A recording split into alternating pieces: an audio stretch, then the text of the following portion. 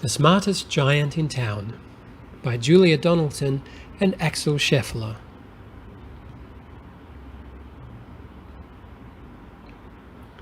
George was a giant, the scruffiest giant in town. He always wore the same pair of old brown sandals and the same old patched-up gown. "I wish I wasn't the scruffiest giant in town," he said sadly. But one day, George noticed a new shop. It was full of smart clothes. So he bought a smart shirt, a smart pair of trousers, a smart belt, a smart stripy tie, some smart socks with diamonds up the sides, and a pair of smart shiny shoes. "Now I'm the smartest giant in town," he said proudly. George left his old clothes behind in the shop. He was about to go home when he heard a sound. On the pavement stood a giraffe who was sniffing sadly. "What's the matter?" asked George. "It's my neck," said the giraffe. "It's so very long and so very cold. I wish I had a long, warm scarf." "Cheer up," said George, and he took off his stripy tie. "It didn't match my socks anyway," he said, as he wound it round and round the giraffe's neck. It made a wonderful scarf. "Thank you," said the giraffe. As George strode towards home, he sang to himself. "My tie is a scarf for a cold giraffe, but look me up and down, I'm the smartest giant in town." George came to a river. On a boat stood a goat who was bleating loudly. "What's the matter?" asked George. "It's my sail," said the goat. "It blew away in a storm. I wish I had a strong new sail for my boat."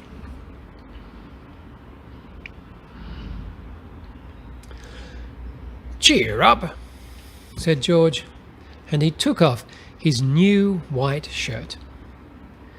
"It kept coming untucked anyway," he said, as he tied it to the mast of the goat's boat.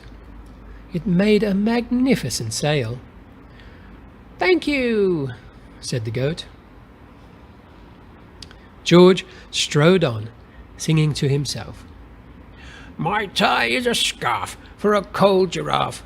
My shirt's on a boat as a sail for a goat. But look me up and down, I'm the smartest giant in town." George came to a tiny ruined house. Beside the house stood a white mouse with lots of baby mice. They were all squeaking. "What's the matter?" asked George.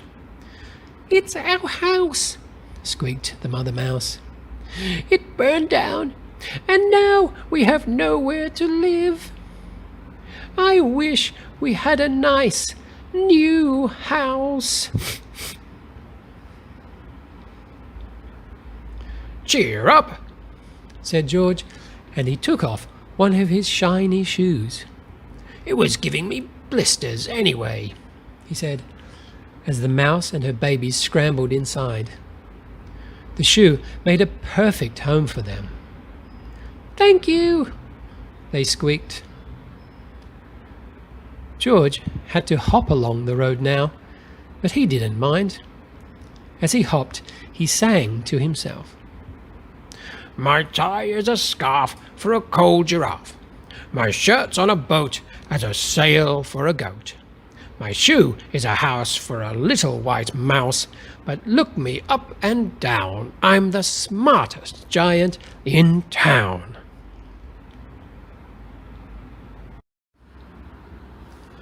George came to a campsite.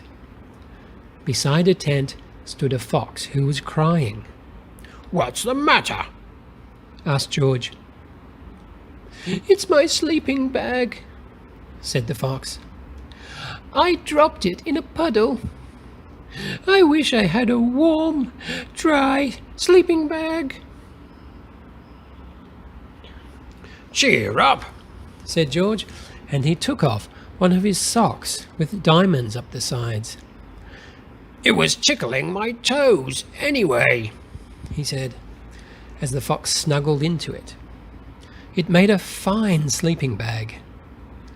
"Thank you," said the fox. George hopped on, singing to himself. "My tie is a scarf for a cold giraffe. My shirt's on a boat as a sail for a goat. My shoe is a house for a little white mouse. One of my socks is a bed for a fox.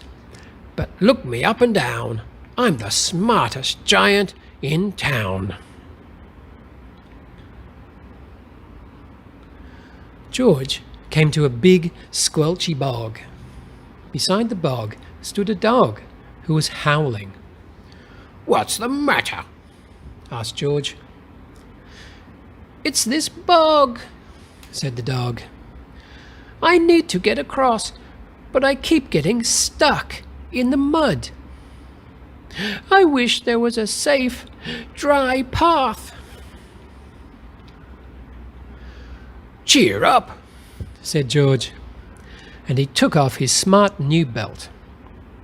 "It was squashing my tummy anyway," he said, as he laid it down over the bog.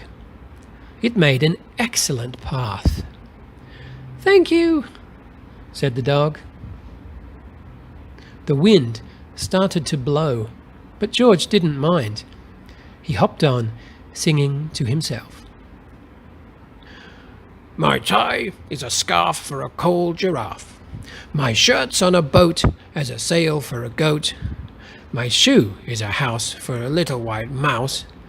One of my socks is a bed for a fox. My belt helped a dog who was crossing a bog. But my trousers are falling down. I'm the coldest giant in town." Suddenly, George felt sad and shivery and not at all smart. He stood on one foot and thought, "I'll have to go back to the shop and buy some more clothes," he decided. He turned round and hopped all the way back to the shop. But when he got there, it was closed. "Oh no!" cried George. He sank down onto the doorstep and a tear ran down his nose. He felt as sad as all the animals he had met on his way home. Then, out of the corner of his eye, he saw a bag with something familiar poking out of the top. George took a closer look. "My gown!" he yelled. "My dear old gown and sandals." George put them on. They felt wonderfully comfortable.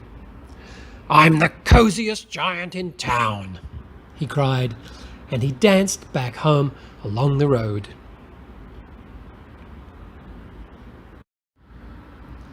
Outside his front door stood all the animals he had helped. They were carrying an enormous present. "Come on, George," they said. "Open it." George untied the ribbon. Inside was a beautiful gold paper crown and a card. "Look inside the card, George," said the animals. George put the crown on his head and opened the card. Inside it said, "Your tie is a scarf for a cold giraffe. Your shirt's on a boat as a sail for a goat. Your shoe is a house for a little white mouse. One of your socks is a bed for a fox. Your belt helped a dog who was crossing a bog. So here is a very fine crown to go with the sandals and gown of the kindest giant in town.